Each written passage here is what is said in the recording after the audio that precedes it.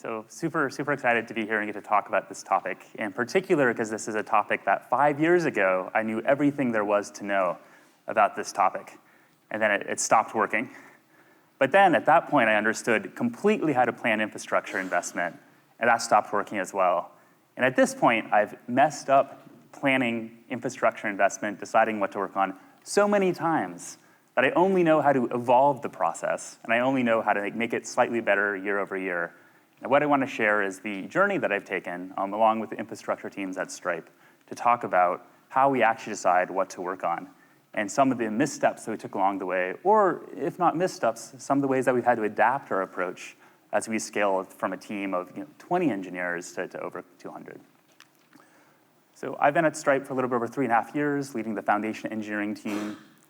Before that, I started the SRE function at Uber and worked there for several years as well. And I also published this book, which has a very good cover, even if the content is questionable at times.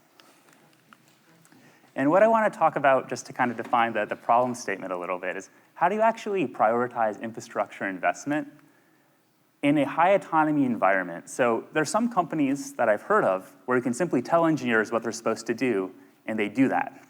But I've never seen or worked at such a company where you can just like top-down tell people they have to follow your approach, where you can tell them they have to work on reliability. We can tell them that they can't go over a certain SLO, or they have to stop product development. These are all ideas that we like to try and sometimes are somewhat effective. But in the reality, most great companies with engineers that you really want to work with, they have a ton of autonomy. You have to figure out how to actually incentivize, how to actually engage them around it. And then particularly important is really talking about how to do this in a rapidly scaling company. There's certain companies that you can go talk to where you'll talk about, what do you do when you're overwhelmed with projects? Like, how do you get it all done? And they'll just say, well, let's do it next year. That's a really interesting place. But if you're at a company where your product is working, where people are engaged, where people are kind of continuing to use it, the business is growing, a lot of times you don't have the simple choice of just pushing work into next year. So how do you think about investing into technical infrastructure when people don't do what you tell them to, but instead you have to convince them and engage them? And also, things are breaking constantly because people actually like what you have, which is a good problem, but also a bit of a terrifying problem when you're responsible for the pager. Different way to think about this is how do you actually do useful things without burning out yourself, burning out your team? So quickly, what is technical infrastructure? I think a definition that I've often gotten from folks is that anything they don't want to own is technical infrastructure. I'm sure you can all think of like a moment when you were sitting at your desk doing something important and someone came up to you, politely suggested that maybe you should take on their PDF generator. Maybe you should take on this piece of custom code that actually hasn't run for the last 2 months and desperately needs to run before tomorrow. I think my favorite personal kind of experience I had here is I can remember a few companies ago, manager coming over and mentioning there was a critical project the CEO really thought was infrastructure and we should take on. It's like, tell me a little bit more. It's like, it's a Ruby on Rails app. And it was like a little bit scary because we were mostly a Flask Python shop. That was okay. He's like, and it's running MongoDB. And we were a Postgres shop, so we're getting a little bit nervous at that moment. And our CEO had said that we should never run on the cloud because AWS, Google want to steal our secrets. But here this was running on the cloud, which was confusing.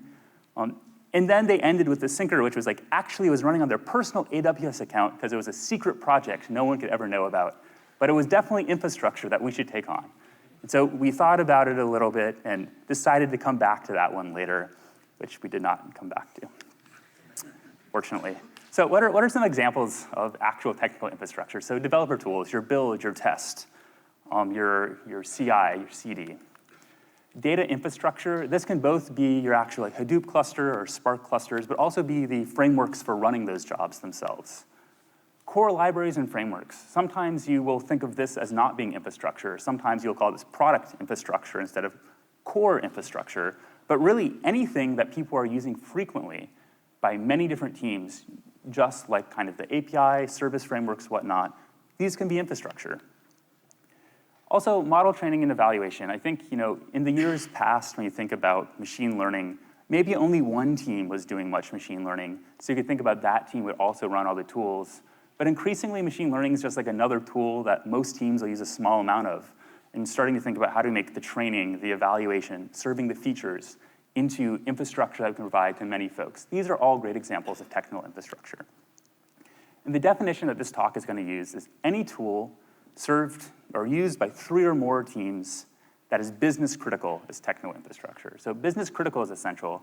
There's definitely services when you need to reduce your costs, you just turn them off. If your SLO is 0%, it's not business critical. But anything that actually needs to be running consistently, that might be.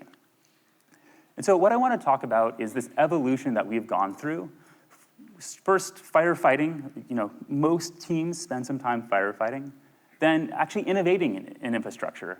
And not a lot of infrastructure teams get to innovate, which means it's quite hard when you do get that opportunity. So how did we actually navigate that? Then all of a sudden, it's easy to find that you keep getting surprised by new, very foreseeable problems. And how do you actually navigate the breadth of responsibilities that are surrounding most SRE, most infrastructure teams? Then finally, how do we take all of this and try to shove it together into a thing that we're actually doing today, having gone through all these iterations? First, this is a line. This is a line with 2 ends, and then kind of the continuum. And so on one hand, there's forced, and on one hand, discretionary. So forced work is if your cluster is falling over and you simply can't not scale the cluster, that's something you must do. Lowering your AWS costs if you're about to run out of money for the company, that is something that you want to do because you're going to not get paid if you don't do it. GDPR, I don't know if anyone here wanted to do GDPR as the top priority, kind of the most joyful activity they could take on.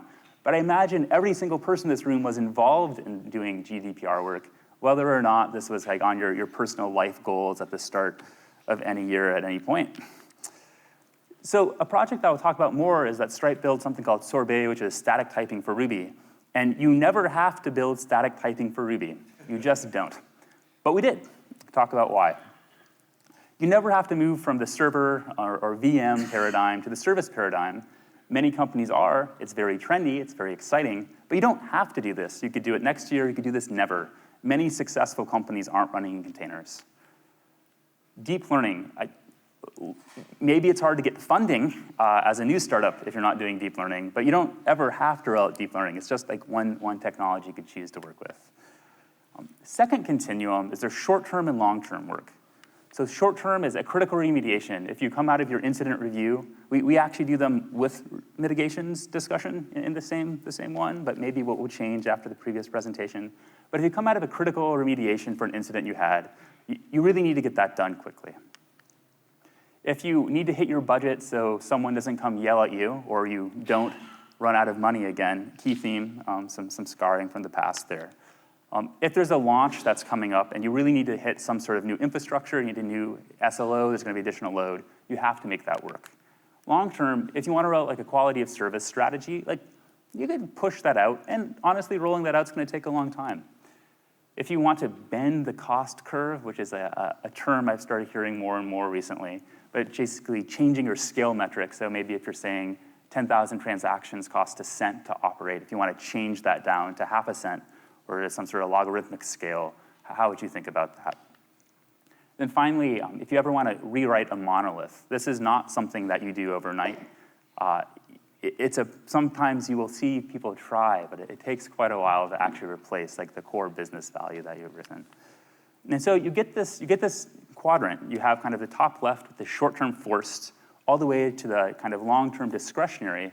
And this is the core tool that I'm going to use to talk about our different approaches to planning. So this is where most infrastructure teams live. This is firefighting. You don't have much agency. You're simply doing what you have to do every day. You have to get the servers running again. You have to get the scale going. You have to get the service provisioned.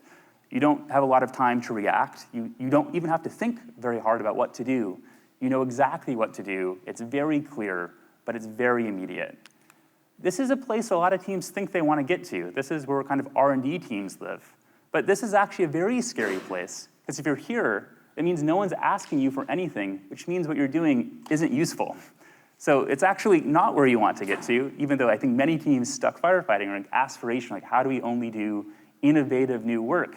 But innovative new work that no one at your company cares about is not that useful. Don't do it. So question, raising some hands, like who would say that your team is stuck firefighting right now, that you spend most of your time doing work that simply has to happen? Some hands. Yeah, come on, let's be honest. There's a lot of hands, right? Is anyone doing innovation work, by which I mean work you don't even know who's going to use it? That's more hands than I expected and a little bit scary. I think give you some strategies about what to do to not be doing that in the future. And then where do you want to be? Think about it, like where do you want your team to be in that quadrant? And if you said anywhere other than here, you're wrong. This is where you want your team to be. You want to be doing more discretionary work than forced work, more long-term work than short-term work. If you're anywhere else on this quadrant, this is really where you want to start targeting and moving to. Now we're going to talk a little bit about how you actually get here. Escaping the firefight. Again, most teams are here. If you join a new company, they're going to tell you about kind of their move to Kubernetes and Envoy and how exciting it is. And then you're going to join the first day and you're going to start reprovisioning a failing Kafka cluster or something, right? Like this is where most teams are, and it's very hard to escape.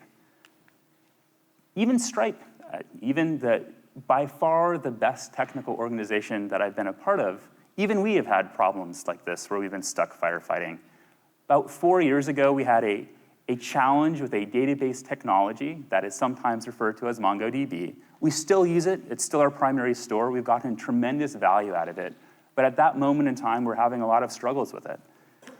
And very classic, company that's starting to grow where we had one set of one replication set and many different patterns accessing against it.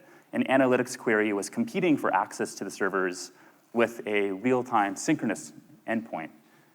A async task that could delay was competing with our critical API endpoints to take in money.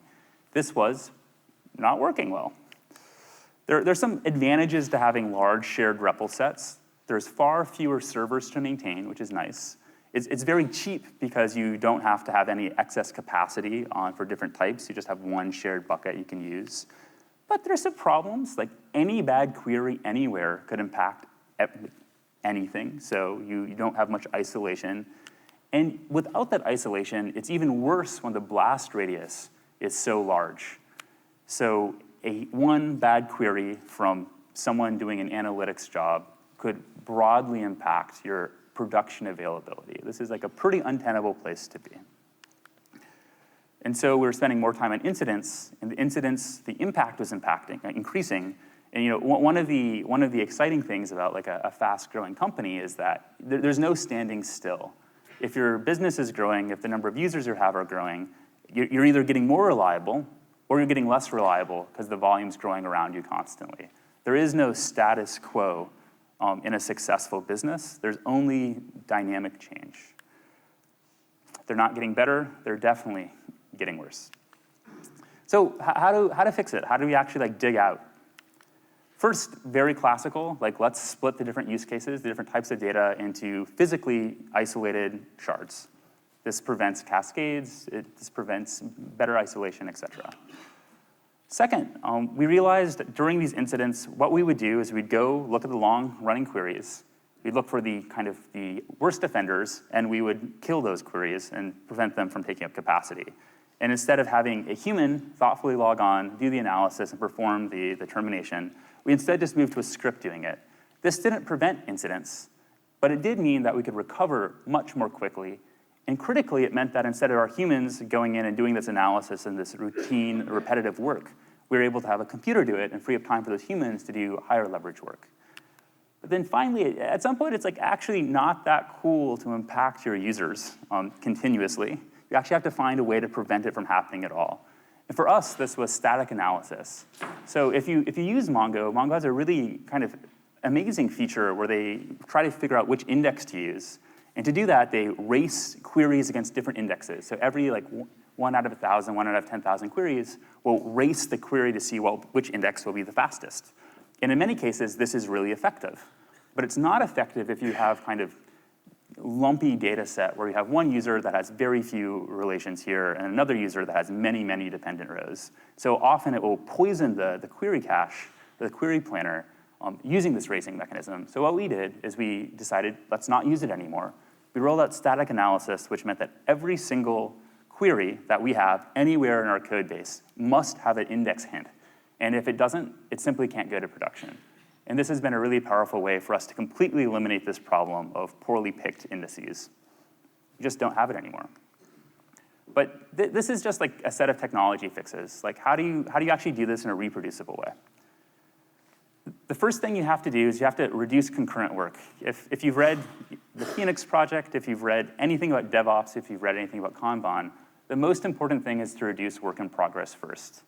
If you're doing a lot of things, you're not finishing anything, and you only get any value when you finish work.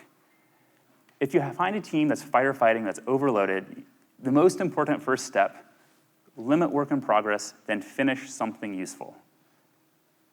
That's it. Just finish something useful.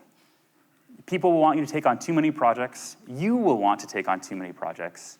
But the only way to start digging out is to finish something useful. That will give you the sliver of time that you can then reinvest into finishing a second thing useful. And then those together will give you 2 slivers of time to build a third thing useful. And that's how you start digging out. Once you find ways to finish things, start automating those tasks. Look at where your time is going.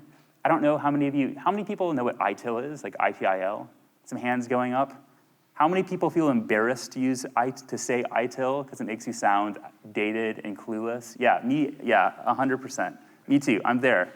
But ITIL has like some pretty exceptionally good ideas, and one of them is this cookbook, the service cookbook idea, which is it lets you track every incoming request. And then you can use that to understand all the requests coming from your users and the parameters for those requests and figure out where your time is going. And then you can automate based on that. Not just automate what happens to be easy, but actually automate where your time is going. If you don't have something like that, it's very hard to figure out where your time is going, so it's very hard to figure out what you should automate to free up as much time as possible. Then finally, thinking about the kind of the static analysis, some problems we have are just because of how we've set up our systems, but they're not inherently there. Like we could just redefine the problem to not have the problem at all. And so think about ways where you can be creative, and I think sometimes you think about creativity as being something done in product work or whatnot. But I've honestly found the most creative work that I've ever seen is in the SRE world, solving incredibly complicated problems with creative solutions. And it's all in our hands to reframe the problem in a way where the thing that's happening simply can't happen, just like the static analysis. At this point, if you've done these things, you have to ask yourself, is it working? Are you digging out? And if it's not, the only thing you can do is hire. And I think this is a really important step, because if you've done all this work, if you're finishing work, you limit work in progress, you redefine the problem to reduce the errors. If you aren't digging out, you simply must expand the size of the team. If you don't do that, you're never gonna dig out. You are a firefighting team, and that's where you'll be till you leave the company.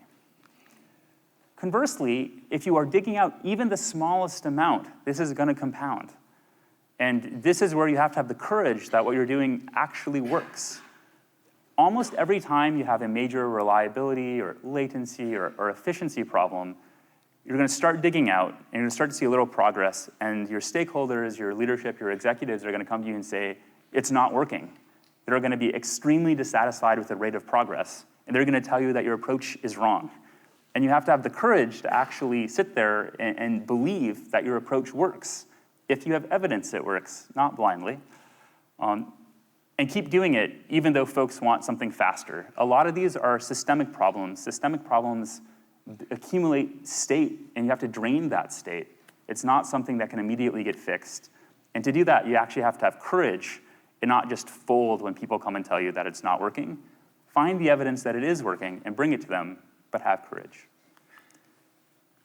Also, don't fall in love with firefighting. I think a lot of teams initially say they don't like firefighting and complain about it, but it's actually something that brings them a lot of joy. If you are working really hard and visibly, folks come and tell you how much they appreciate you. If your systems never go down and never have problems, people don't come and tell you they appreciate you. In fact, you can feel very invisible if you're doing a good job in SRE and in infrastructure, right? So this can be the only way to get appreciation, and it can be a great way for teams to gel, and it can be a great way for your auto-updating thing to come back up as well. Yeah. And that happens. Okay. So if you eventually do this and dig out of firefighting, the next stage is something quite terrifying, which is learning to innovate. You are this R&D team. You actually get to pick what you work on. And I've honestly found for many folks, this is the very first time they've gotten to pick what they want to work on in infrastructure. And it's kind of a heady, overwhelming feeling. It's a rare opportunity. And rare means you've not done it. And the most important thing, which I'll repeat a few times, is talk to your users. But it's actually, turns out it's not talking to your users, it's listening to your users. In firefighting, your systems will scream in your ear that they're breaking. Your phone will run out of battery as they keep paging you, desperate for your assistance. But your users won't yell in your ear sometimes. They won't even know what they want often. You have to go spend time and listen. And this can be a skill that is counterintuitive after you've had your servers so clearly explaining their problems to you for so long. So innovation goes wrong in a number of ways, and we're going to talk through a few of them and some of the solutions that we've worked with. A lot of times when you first get out, your servers are screaming at you. They're not screaming at you for the first time in quite a while. And you think, like, what's something intuitive I can do that will make things better? Another way that I think about this problem is kind of fixating on the local maxima, doing something that's a little bit better than what you've been doing before. How can you hill climb to something that will work a little bit better than the current kind of firefighting debacle that you just emerged from? And for example, you might have someone come to you who's frustrated, who's like, Ruby's a terrible language. We need to just get rid of it and replace it with Rust or Elixir or whatever your language of choice is at this exact moment in time. But don't jump into solving it. Don't even assume that's the right problem to solve. Instead, try to actually explore the problem space a little bit and think about like what other companies are doing, what other approaches you could take. The first step I always take to any problem is benchmarking. This is a fancy term for like talking to two other companies, and it sounds fancy, so I like the term benchmark, but really just so often when a team gets to start picking what to work on, they jump immediately into a solution, or they jump immediately into a problem. It's so powerful to go just talk to 2, 3, 4 other companies that have a similar size, a similar kind of build to you, and just see what they're working on, see how they're approaching it. This can be an easy way to save years of time. Literally just takes a couple hours reaching out. Again, listen to your users. If you don't do this already, having a coffee chat with at least 2 or 3 users every month, internal users, typically, if you're supporting internal users, but external ones if you work with external users, is a powerful way to just build awareness of their problems. Because it's so often for infrastructure folks to not actually use the tools they offer, I find that, and the servers are so compelling and their alert-driven communication to our souls, it's very easy to not build the right thing if you aren't consistently talking to your users. Talk to them. And then finally, I found SLOs to be a surprisingly good way to figure out what people want. It's so frequently the case that people can't express what they want from the infrastructure. And then you work on some SLO, maybe even just a default SLO that doesn't make a lot of sense. And then they will either tell you one of two things. Either they won't care when you're violating the SLO, which is like really fascinating, or you'll be doing a great job and they'll still be furious with you. And then using this as a mechanism to kind of evolve the conversation into understanding what they really need from you, I found SLOs to be particularly effective for that. Surveys. Who here has a developer survey they get sent every 3 to 6 months that they ignore? Okay, more hands came up with the ignore part. Excellent. Surveys are flawed. They're not perfect. They're a great way to go broad. They're also a great way to get only the angriest folks to respond. I've also found if you do like NPS or something like that, the scores stabilize very frequently. So the scores actually aren't that useful, but the qualitative information is quite useful within it. So something we ended up doing at Stripe is sorbet. This is a static typing for Ruby. This is definitely not something you have to do. And this is not when we first kind of came up with this concern that Ruby was slowing us down. This was not the most obvious thing we could do next. There were lots of other ideas we thought about. You could move to Java. You could add more linting. You could move to a services framework where the code base would be much smaller. So even though Ruby was still Ruby, the amount of complexity you had to deal with in any given code change would be constrained. But as we talked to more companies, there were a number of them exploring this approach. And we decided that this would be a cheap way to have 2 or 3 engineers for a year build this out and adopt it. And more than 80% of our code base is now statically typed in less than 2 years since starting the project. And it was actually much quicker and much easier kind of to roll out than a migration, a rewrite, a move to services, et cetera. And it only required a couple of folks working on it to do the rollout. And this is not at all where we started out thinking about. And it's, worked far better than I expected. I was honestly a skeptic at first. But it's just worked so well, and it's an approach we would have never picked if we had just rushed into doing something that intuitively made sense. Another problem that you run into is there's just so many things you could do, and you kind of get stuck trying to explore this infinite problem space, what to do. So you've probably had a conversation with someone who, when you're trying to think about what project to work on next, that the thing they're really focused on is they want to learn a new piece of technology, which is literally never what the business wants from you. And it's literally never the right way to pick what to work on next. It can be a great final concern, like throw in a little bit of excitement, but if that's the first priority, you're going to end up doing something wrong every time. Sorry, I've had a bad Elixir experience. It's very personal. So you have to prioritize though. When you have learning Elixir or learning Rust, or you have some of these business problems coming in, you have to figure out a way to actually figure out which things to do first. And when we start prioritizing, we start with just ordering a return on investment. Very simple. We pull a user into the room. We used to prioritize without users because they would tell us things that we didn't like. They would tell us to work on problems they had versus problems that we thought were interesting. But it turned out that we ended up working on the problems they had anyway. It just took us an extra couple months to figure it out. So we started pulling into the room, having the conversation with them included directly. Then finally, if you actually know where you're trying to go over the next 2 to 3 years, it's so powerful to actually align your work with that, which I find a lot of teams on infrastructure, a lot of teams don't know what they're trying to build to, which means you can never build work that ladders up into something larger. But if you do know where you're trying to go, it's very easy to make small little tweaks to your approach such that things build into a greater whole that will actually allow you to get leverage. If you think about infrastructure teams who view themselves as just a service provider, who view themselves as a cost center, I think you'll find many of them don't have a vision of what they're trying to ladder up to, so they can only get incremental wins. They can never get evolutionary or order of magnitude wins that come from composing small series of changes into a broader vision that come together. A project we did was we moved, so we have a machine learning training platform called Railyard that we moved onto Kubernetes. And this was not an obvious project to select. I'll talk more about Kubernetes in a little bit, but moving our machine learning training framework to work on Kubernetes sounds like something you would select because you wanted to learn about Kubernetes.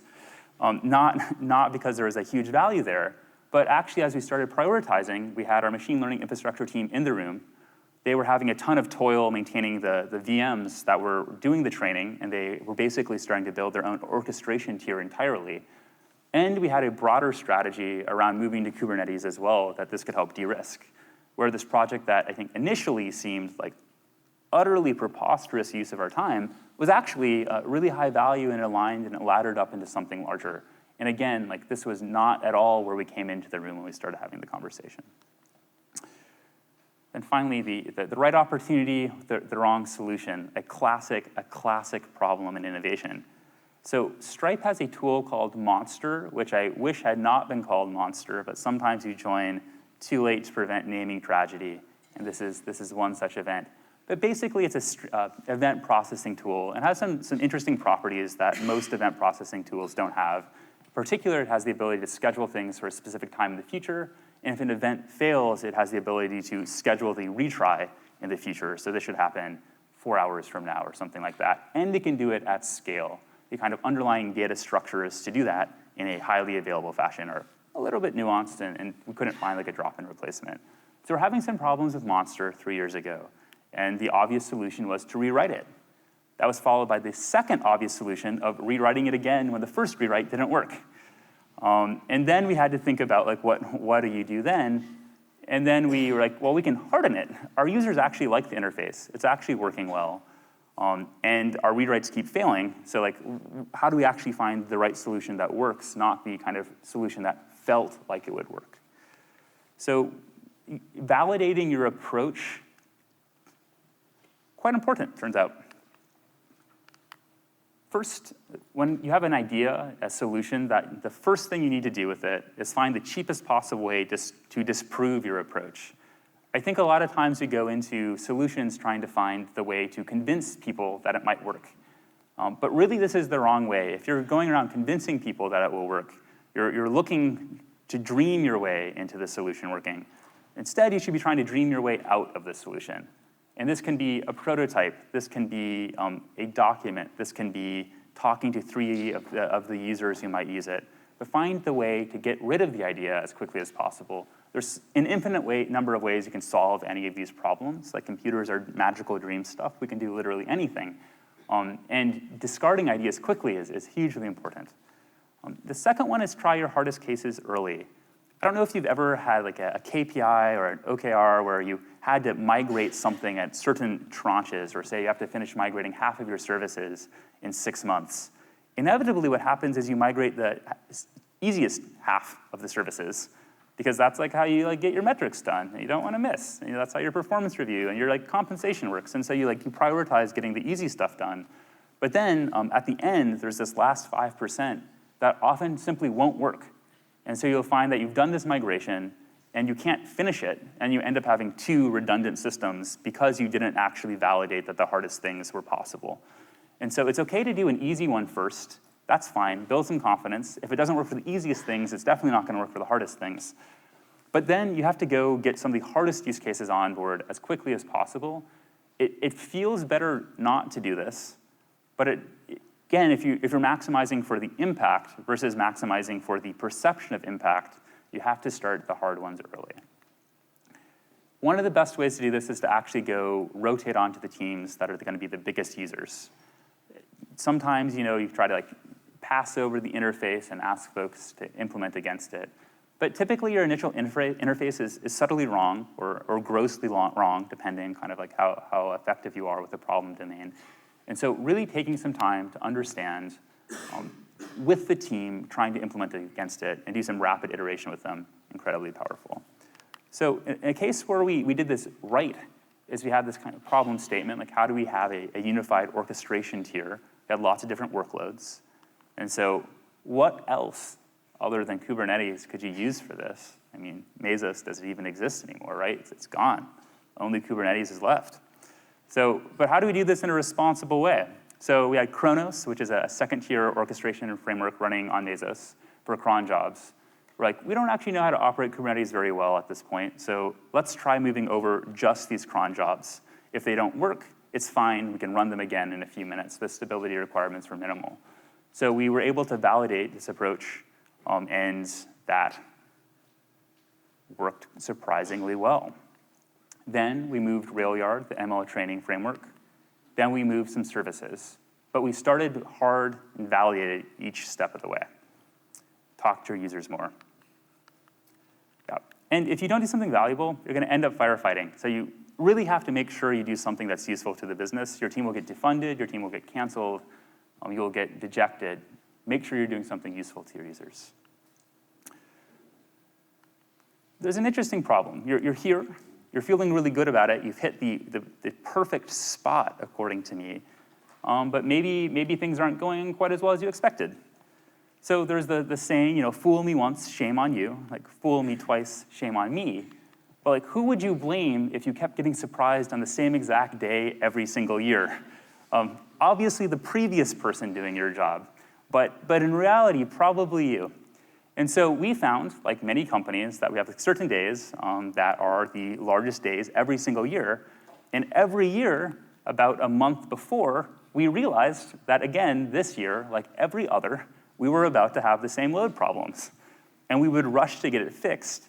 But what if we had just started earlier because we knew it was coming?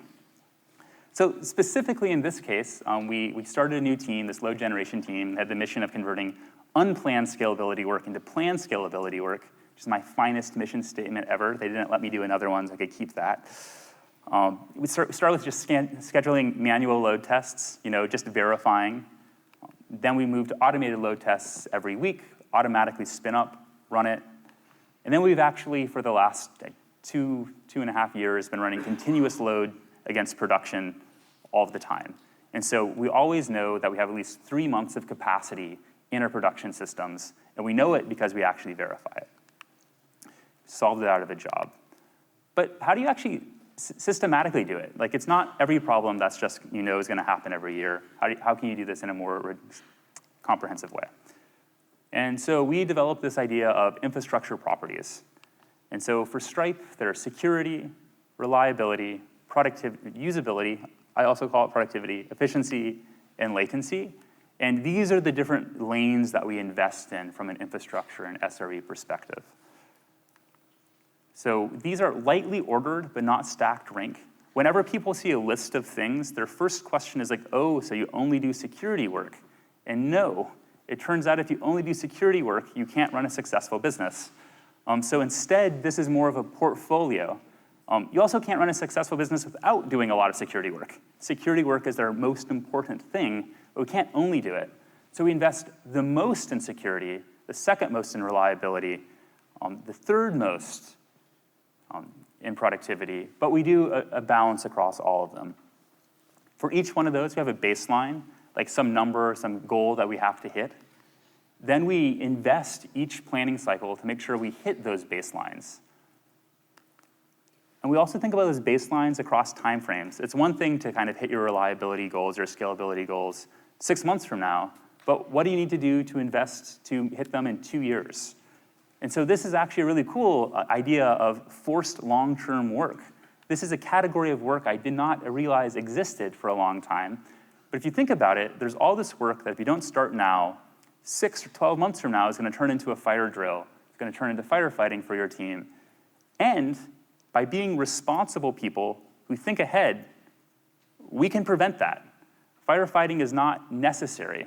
Firefighting is the result of poor planning that we, by setting baselines, by thinking about the baselines into the future, can predict and prevent. So do it now or firefight later. And I will rush through the last bit.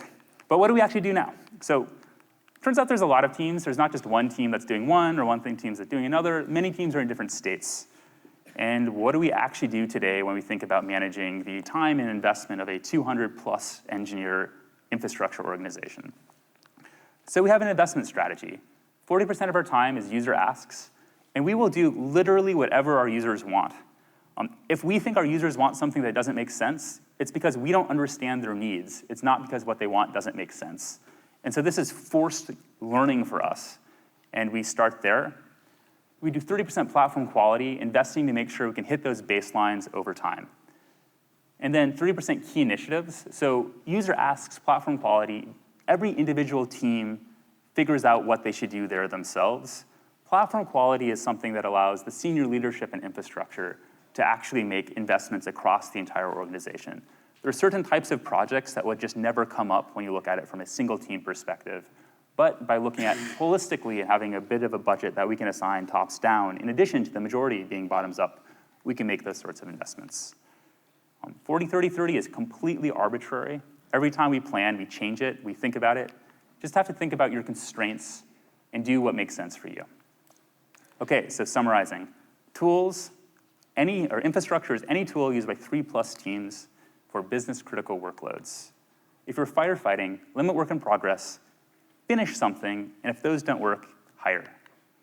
Innovation, listen to your users.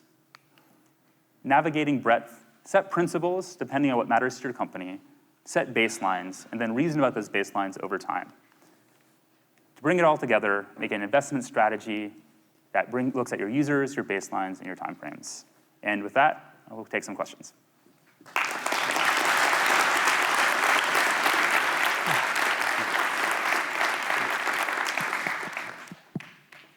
Please raise your hand if you have any questions. We have a bit of time.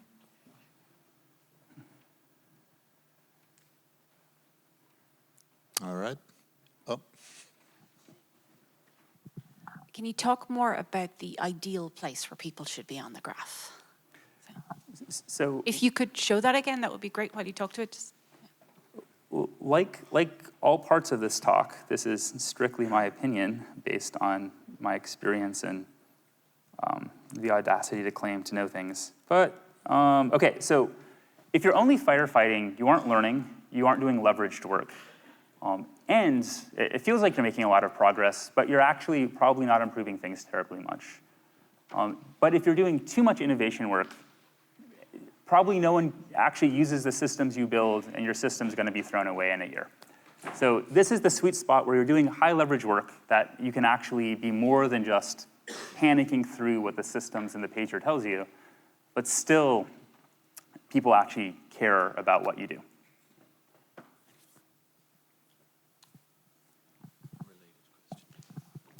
Hi. So for those teams where you've got that kind of sweet balance of long-term innovation work, but some short-term firefighting work, how do you structure your teams so that the people focusing on the innovation are kind of insulated from the firefighting, but not putting all the burden on the other part of the team?